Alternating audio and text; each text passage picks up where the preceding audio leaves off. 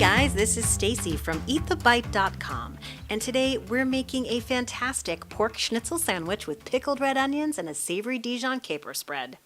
This cheesy, crunchy, tangy sandwich is an absolute gourmet. So let me show you how to make it. First, we need to pound down our pork cutlets a bit and then make a marinade. The cutlets are already thin, so I'm just going to pound them down a bit more since they'll puff up when fried, and we also want to tenderize them a little more too.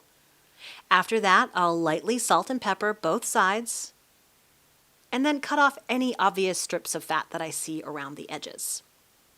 We need to make a very simple marinade for this, which is 3 cloves of garlic, sliced very, very thin, just like you see here. We'll add olive oil and fresh chopped sage. Then we'll just give it a little stir with a fork. And I do like to let that sit for 5 or 10 minutes so the oil picks up some of that garlic and sage flavor. Last step is to put the pork cutlets in a Ziploc bag and pour in the olive oil, garlic, sage mixture. Squeeze the air out of the bag and massage the marinade with the pork until everything is evenly coated. We're going to stick that in the fridge overnight for best results. And then it's on to pickled red onions. We're going to make Bobby Flay's pickled red onions, and it's super easy. We're going to need 1 cup of fresh lime juice, which will take about 8 limes. And then we're going to take that lime juice and put it in a pot. We'll add some red wine vinegar, grenadine, salt, sugar, and water. We'll bring that to a boil while we slice our onions and stir it a couple times to make sure the sugar's dissolved. So it's time to slice those onions, and it's going to be much easier if you have a mandolin for this. But if not, you've got to slice your onions as thin as possible. This is what they should look like, just paper thin. Next, we'll put the onions in a big bowl, pour that hot liquid all over them.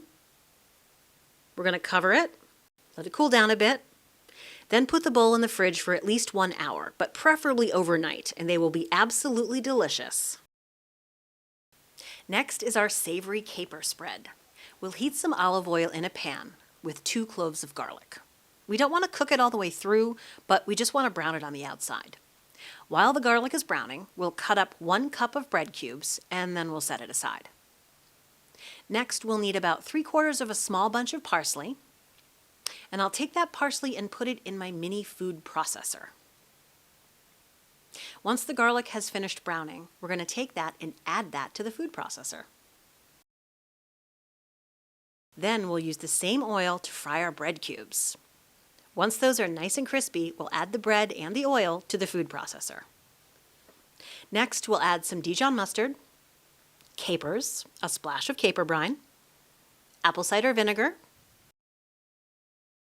and fresh sage. And now it's time to blend it. Once it's blended for a minute or 2, I added some toasted pine nuts. Takes this spread to a whole other level. We'll mix it again, and it needed a splash more olive oil here. Blend it one final time. Have a little taste, and it's delish. Now it's time to start cooking the cutlets. We need to make a breading station for this. I'll start by chopping some fresh sage. I'll put some panko breadcrumbs on a plate and mix the sage with the panko as you see here. Next, I'll put some flour on another plate, add a little salt, then just mix it together with a fork. I've got my beaten eggs in a bowl, and I'll start by dipping the pork in the egg, then the flour, making sure to coat the pork on both sides. Then we'll dip it back in the egg. Yes, I do a double egg dip, just like my chicken parmesan. Then we cover the cutlet in our sage breadcrumbs, and be sure to flip it and get the whole cutlet covered. Give it a gentle shake at the end, and then set it aside on a sheet pan. You want to do this for all your cutlets, and then we're ready to start frying them. I heated some oil in a pan, and I'll cook 3 cutlets at a time. Be careful when placing the cutlets in the pan. This is very hot oil. You're going to cook them for about 3 minutes on each side until they're golden brown, and then you turn them over. You'll repeat this process until all the cutlets are cooked. And now it's time to start assembling our sandwich.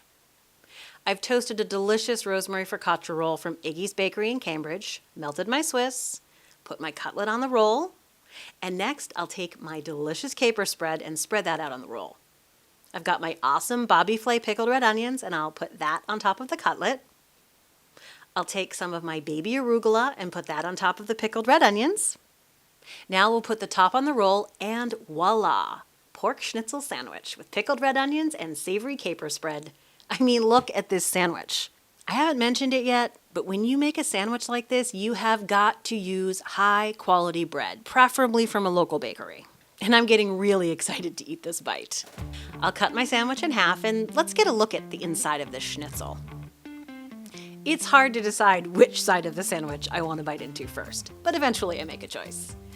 Oh my gosh, the crunch of this sandwich, the tang, the cheese, the caper spread, the peppery arugula, that amazing focaccia roll.